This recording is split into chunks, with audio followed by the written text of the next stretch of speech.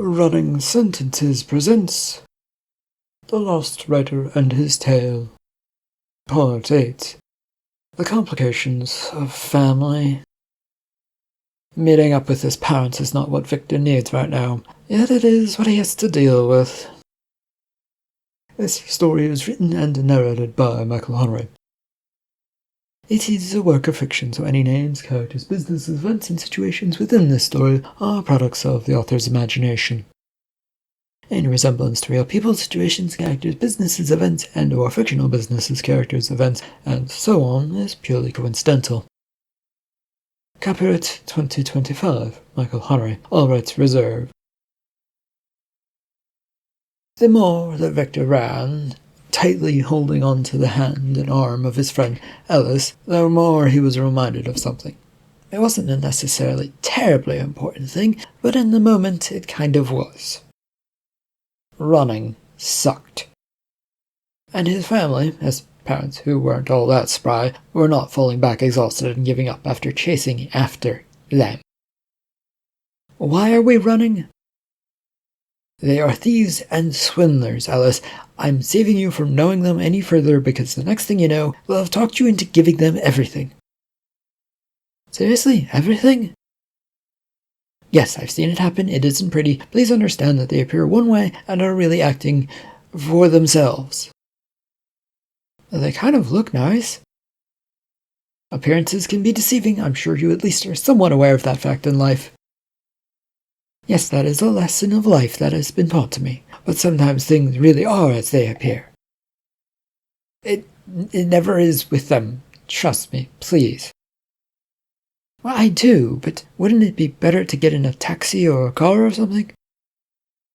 My wallet is out of money and I don't think it had much to begin with in the first place, Victor offered weakly. Well, I can pay, Ellis replied.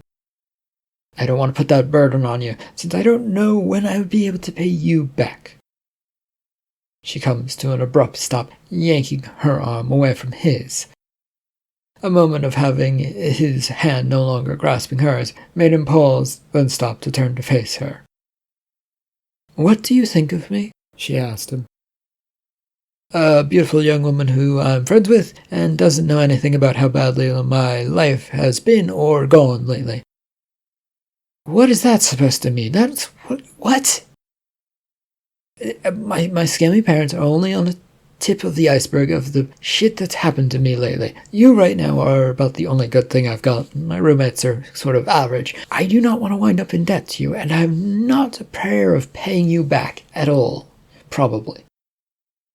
You really should learn to trust people more.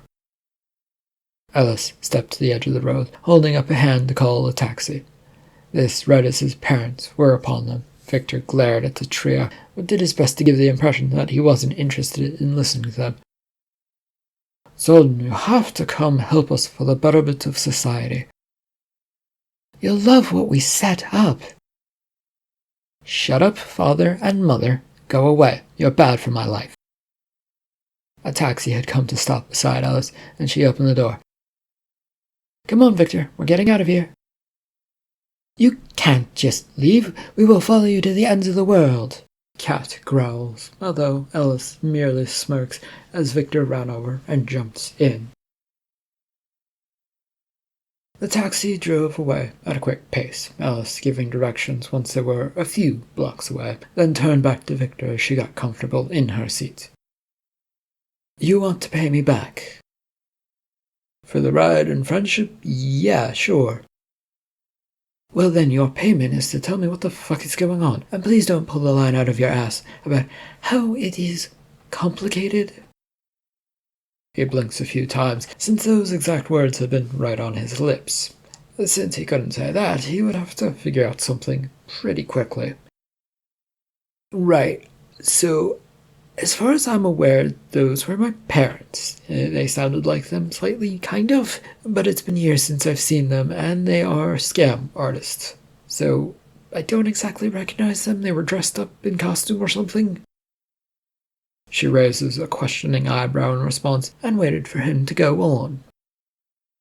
I left them after seeing how they were taking advantage of me and cut off all connections with them. Now they found me again and are trying another scam. I guess I don't know what they're up to.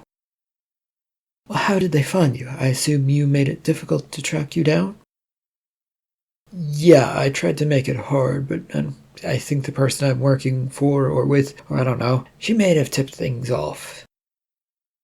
You don't know if you're working for a person. Yeah, the word complicated comes to mind, but I'm not getting paid for what I do for her, Ellis. I don't know, it's meant to clear my name of the trouble I've gotten into. What trouble have you gotten into? Why do you need this? So, my former boss at the bar might be involved in things, illegal things, as far as I know, but I'm not entirely sure of. Anyway, the lady I work for has investment in my old boss's establishment and wants to make sure everything is actually above board there, appropriate, I guess. That sounds complicated. Oh, it gets worse, Ellis, much worse. There was a surprised but doubtful look from her towards him as the taxi came to a sudden and abrupt stop. A look out the window told them that they were at a gate of some sort, and one that had Ellis leaning forward to wave something at the guard by the driver's side window to this gate. A few comments passed between her and the guard, which got them moving again. Do I get to ask questions? Well, I won't stop you, but if they're personal, I might not answer. Okay. You live in a gated neighborhood? Yep, it was willed to me by a great uncle I never met and never knew, but I don't know. Anyway, I don't know why they gave this to me, and there has been more than a little bit of a fight over it with relatives, but for now I'm staying here. Must be nice. Not really. It's paid for, but I have to do all of the upkeep and pay for all the shit that happens to it. It's an old house, and it happened to get swallowed up by the community when they were building it, so now it's a part of the community I have to pay for as well. Oh, that sounds cool, Victor offered, unsure of what else to say. Well, now back to you. Explain how this gets worse, Victor. Well, I was recently arrested. Both of her eyebrows rose in surprise at this announcement. She looked like she'd been ready for most news, but this had caught her off guard. Do you care to explain further? So the word complicated still applies here, and I have to really do say it, but perhaps once we're at your home and it's peaceful and quiet, then we will talk. Oh, don't mind me. I love listening to customer stories, and I've never told them to another soul. That I promise. A nice offer, but I think it's best to keep between me and the lady, Victor said to the taxi driver. Okay, by me, but want me to wait for you in case you get thrown out of after your confession of crime, sir? That? Victor started to say. It won't be necessary unless you've murdered someone, Ellis interjected. No, I can firmly say that I did not do that, Ellis. The taxi had come to a stop outside a nice-looking house that just barely fit in with the rest around it. The place looked very old and expensive. You have to pay to keep this place? Yeah, it's a bit much, but I like it in its own strange way. She had opened the door and pulled out a credit card of hers, waving it at the machine the driver had handed to her. It chirped, and a tip was then given before he then piled out of the vehicle. The driveway wasn't long, but they took their time getting up it. Ellis still had plenty of questions, and the late evening hour still had a nice comfortable warmth to it. What were you arrested for?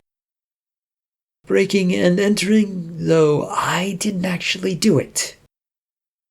You did what? You don't seem like the type to do that, and now you're saying you did it but didn't do it? Ellis questioned. He grinned, and then grimaced, since it was amusing, but also really not. I don't think most people would think me capable of anything, and you can count me amongst those that think that. What did you do? Ellis demanded to know, exasperation creeping into her voice. The funny thing is that I was knocked out, I think, and I woke up in the house that I was supposed to search, and therefore I was brought into the place that I was breaking in and entering into, but I wasn't aware of it. She pauses him by grabbing at his arm, concern on her face easily seeable in the moonlight that was now peeking through. Care to explain, since it sounds like this is more complicated than I thought? You have gang members or something, or it sounds like this is a group of you working together, or separately, since you were knocked out? The grimace grew on Victor's face as he tried to come up with an easier explanation. His silence stretched out as he stretched for any good answers that might protect her and keep her out of this mess. There really were none. Are you sure you want to be tangled in this? Sometimes it's better to only know the basics and go from there. I can still take the taxi back to my place. Victor tried. No, I think I need to hear all of this and now, especially because it sounds like you're in a bit of danger, and I don't like that one bit. He began telling her the story, revealing the whole plot about the bar and its owner, then on to the daughter of the congressman who seemed to have some sort of hand in all of this. That's about all I've got right now, he said after explaining the story. Well, that is quite the tale. Yes, without a doubt, and rather unbelievable even if written down on page as fiction. So is that your plan, to write all of this down? Is that why you're just going along with all of it? I feel like no one would believe me if I did write it all down, so that isn't worth it. As for why I'm going along with all of it, I don't really have an answer for that, and I don't really have any plans, so, I don't want to get you involved in all of this. He took a few steps away, trying to see what her reaction might be. Part of him wanted her to stop him, the other part told him it was a terrible idea if she did. So that's it. That's all I get, and you say goodbye? What, forever? She asked. Victor paused to collect his thoughts and then said, Do you think there is anything you can do to help this? She pauses, gulps down a breath of fresh air, and looks up at the late evening sky that's starting with the glitter of stars and a nice look to it up there. No, there's not really anything I can do. And if you do help me, this potentially marks you out as a target for everyone, including my parents. It's best to just avoid me from now on, you know? I don't think that is the right thing to do either. You need people on your side, and from the sound of it, you have no one. Well, yeah, it's hard to be a hero with anyone by your side. She shook her head at him. Only a fool would say such a thing, and unfortunately for you, I'm not going to let you merely walk away right now. And you look like you could use a good night's rest. Well, Ellis, I really can't. Yes, you can. And I can see it on your face that you want to. Don't try and hide it. She brought him in, despite his slight moans about how bad things were going to be for both of them. Victor's first step into the beautiful old house caused a loud, croaking groan from the floor. He looked down at it and then over to Ellis as she walked past undisturbed into the kitchen area of the house. It's an old house that likes to moan and groan like you. It makes noises at all hours of the night. Mostly in the evening and night when it gets cooler, then settles into its old frame and whatever it is doing. He nodded, not quite sure what he should say, or so he just took in the kitchen. A nice space, not too spacious, but enough to get around. Do you need something to eat? But it's a late hour and I don't want to leave a mess, he offered. You're groaning and making excuses once again. I have some quick food like ramen if you want some. His stomach gurgled in response before he could say anything, and that just settled the matter. The meal didn't take long, and exhaustion had set in for Victor, who was having trouble keeping his head up. Victor didn't even remember getting into the nice guest room, nor falling asleep. But he awoke, feeling rather well rested for once, and sat up to see his clothes, aside from his underwear, was missing. He swung out of bed to see this room had a nice personal bathroom, but no sign of where his clothes might be, and judging from the noise outside in the hallway, Ellis was already awake. Ellis? He yelled out. Yeah, just on the other side of the door doing some cleaning. Do you need something? Yeah, my clothes? I put them in the wash. They'll be done in a little while. Get cleaned up, and there should be a robe in the bathroom that you can use. He took a few steps that way, and then flicked on the light into the bathroom. There was a floral-looking robe, probably made of some sort of silk, but it would do. He got through his morning needs, finding most of what he needed, and came out of the room wearing the robe. A fairly amused Ellis met him at the door, holding the still fairly warm clothes that had just been dried. She held them out, and with a blush he took them and retreated back into the room for a moment before coming back out. You couldn't have said something sooner about my clothes being ready. I didn't think you would be brave enough to wear women's clothing. It was just a robes. No big deal, really, right? Fair. What are your plans for the day?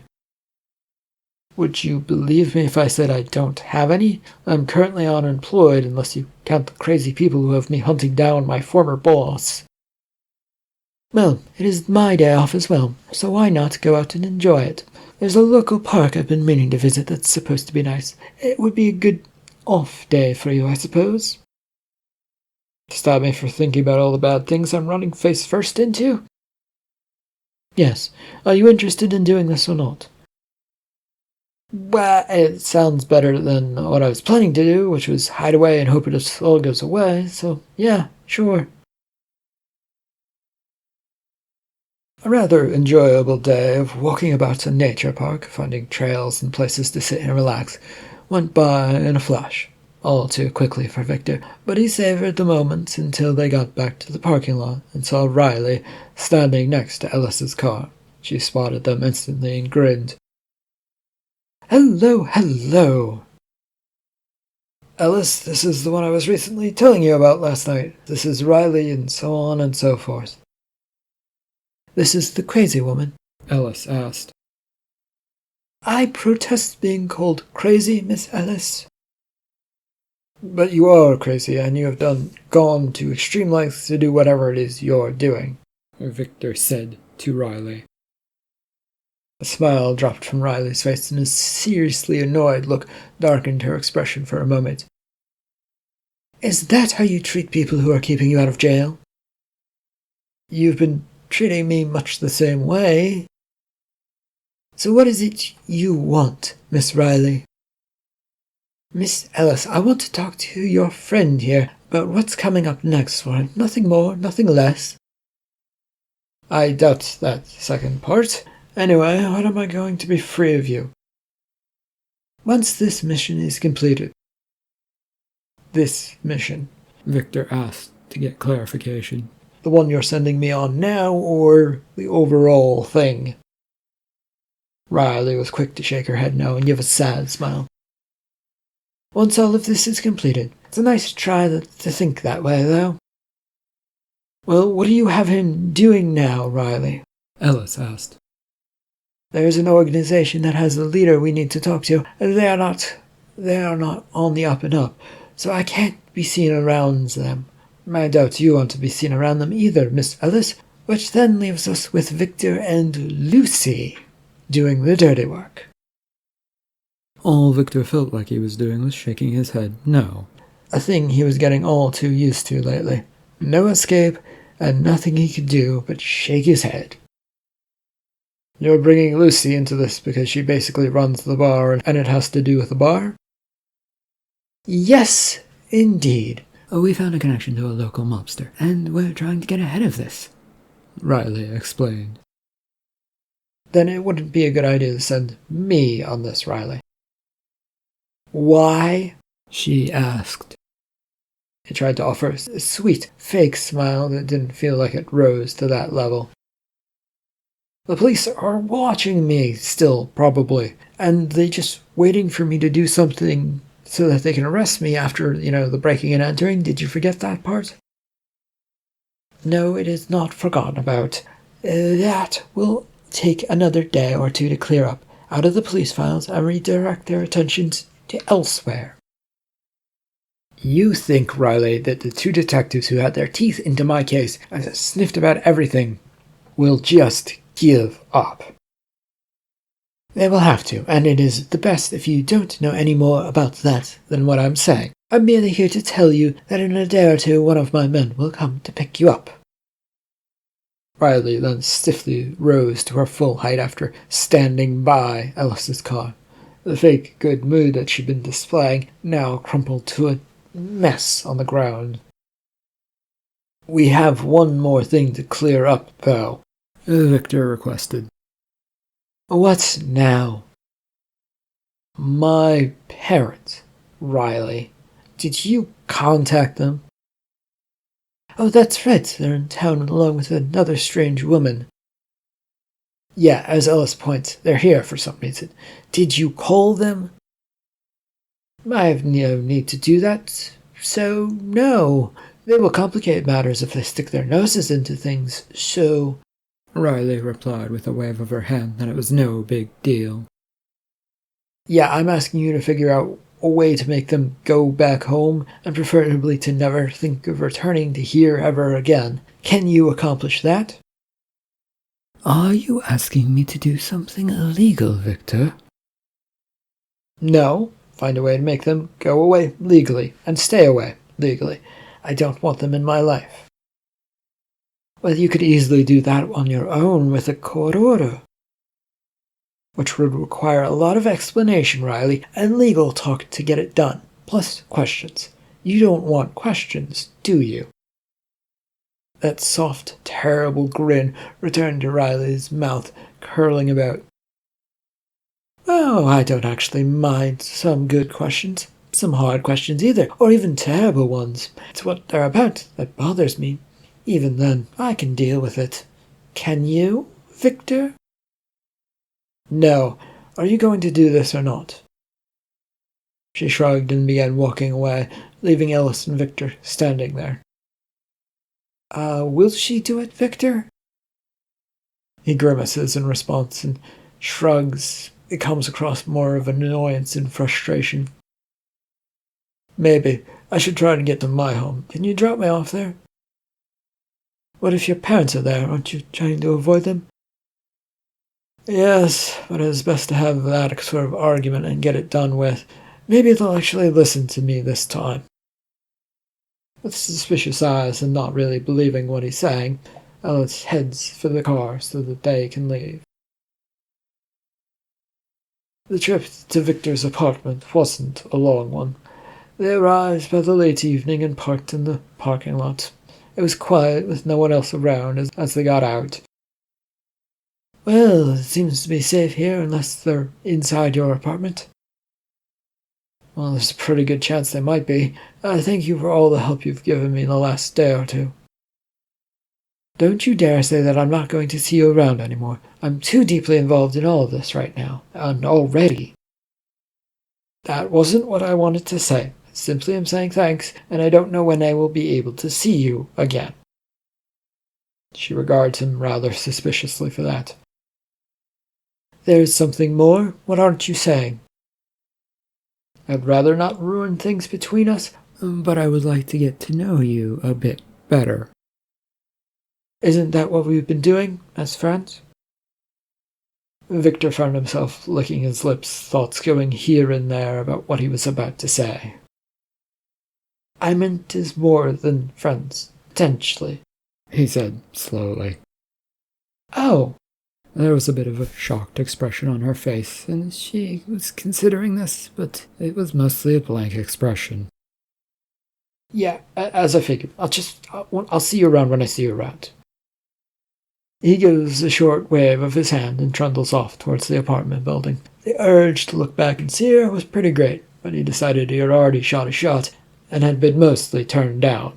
That was okay. She had simply been being nice, and he'd been getting his hopes up that this about all of this, and that was just what it all was. Even if his heart ached and wanted a little bit more, Victor instead concentrated on what was before him and kept out on a lookout for his parents or the crazy lady or anyone suspicious.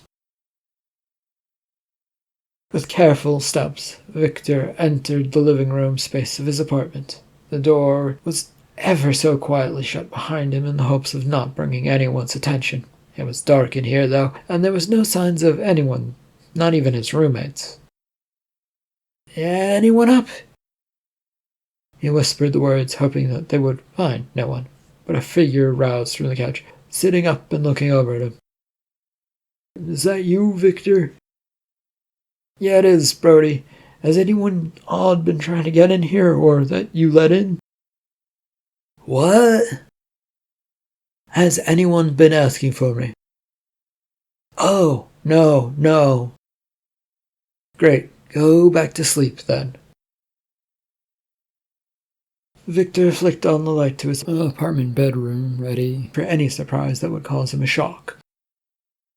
It was quiet a spot, and as he was used to, there was nothing out of the ordinary here. A sigh of relief came to him as he stripped of his clothes and fell onto his not-so-great mattress and sheet. It felt exactly like what he needed right now. Sleep hadn't been great, but it had gotten the job done, and he'd awoken early enough with a hankering to write. Of what, he wasn't entirely sure, but he found himself in his little writing office, tapping away on the keyboard, making things. Mostly sentences about this and that. The one thing he did forbid himself from doing, though, was writing about the previous events, feeling like it would be some sort of evidence that would only be used against him. Not that any of it was believable. A knock on the door broke his train of thought, and he looked over his shoulder. "Yes, what is it?" The door was wide open. "About last night?" Brody poked his head inside, and Victor could see his other roommate, Sam, not far behind. What about it?" "Were you expecting guests or something, Victor?" "No, Brody, I'm desperately trying to avoid certain people, and don't want them anywhere near me. This is in reference to my parents, and not the people we came across before, but them as well, now that I think about it." "You have an awful lot of guests." "Yes, my life has fallen apart and become busier than ever somehow, Sam. I don't know why this is all happening, and I will do my best to make it stop, okay? We like peace, calm, and quiet," Sam replied. "You don't like any of the things at all, Sam. Didn't you go out to the parties last night and return loud music blaring all over the place?" "That is not the point, Brody. I don't think we should have guests over here demanding to see us." "That's a weird point." "I have to agree with Brody. It is weird, Sam. But if it will put you at ease, I promise to make sure that such things do not happen." Sam was eyeing Victor warily, but shrugged and gave up on the conversation. He then walked away, leaving Brody and Victor looking at one another. Well, I don't really want to ruin a good thing, Vic, so, please don't make us ask you to leave," Brody said. "It's fine. You don't have to do that. If it comes to that, I will know to move out before anyone has to say anything. I didn't realize that having guests was going to cause that much of a problem." "Not a problem for me. Just surprising, since you were all alone for so long and now all of this sudden happened." Victor nodded along, agreeing that it was a bit much. There was nothing he could do about it. There was another thought that came to him. What about Alice?" His roommate's head snapped about in surprise, just as he was turning to walk away, his eyebrows raising. "Oh, her? Well, yeah, she can continue to visit, of course. Why, she say something to you?" Brody asked. No, I stayed at her place last night, and well, what, dude?" "It's just that I might like her, and I wanted to make sure that it's out there. I don't want to cause any problems in case anyone else likes her that lives in the apartment." "Does she like you?" "Maybe. I did stay at her place, and she was concerned about me. But, you know women, they're complicated and could all be a sign that she thinks of us as friends, and she didn't respond well to the question I put to her. Don't overthink it. Maybe don't let Sam know. Victor nodded. All right, you need anything else from me? You still need a job? Brody asked him. Does it involve working at the bar you work at? Yeah. Well, I can't be picky if I want to stay here. And I do have work experience at a bar, so... It isn't strictly above the table stuff. But what would this job involve? Working various parts, I think. I could put in a good word for you. Thank you. Are you going to work later today that I can talk to your bosses then? Victor asked. Brody shook his head yes, to which Victor smiled. It felt nice to have something go right for once. Not that this work would probably work out since no other job interviews had recently. As long as they are aware that I might not be available this week or sometime next week, it should all be okay. Well, I'm leaving in an hour or so to help clean up a party from last night at the bar. You want to come along and talk to my bosses? Sure.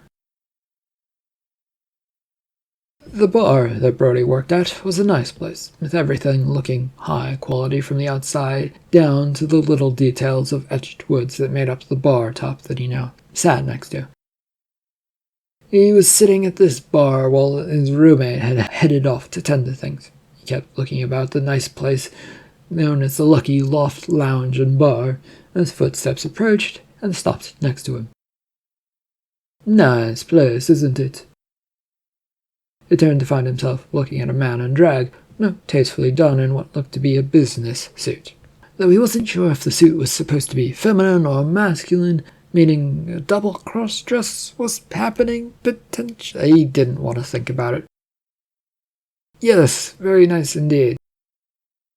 I'm Cordial, the manager of this place. Brody said you're looking for a job and have experience with bars. Yes, I do, but the work I did was not strictly speaking on the books. I was a bit of a, everyman, if you'll excuse the term. To his comment, Cordial offered a warm and forgiving smile, and said she was probably used to bad puns. No worries on that front. Have you ever dressed up? Like... She nodded her head yes, and he shook his head no. The smile remained on her face. It will be fine. Not everyone here dresses up. Your friend, more often than not, doesn't. But, let me ask you, why do you want to work at a bar like this one? I need money if I'm going to continue to live where I live. It's a simple game of I can't find anything else, so I take what I can get. And you don't mind dirty work? Dirty work like cleaning? No. My only thing is that I won't be able to work this week or probably some of next. Stuff has come up with I just can't untangle myself from, no matter how hard I try. Fair enough. I'll let you know if we choose to have a further chat about the job. End of Part 8 of The Lost Rider and His Tale. Thank you for listening.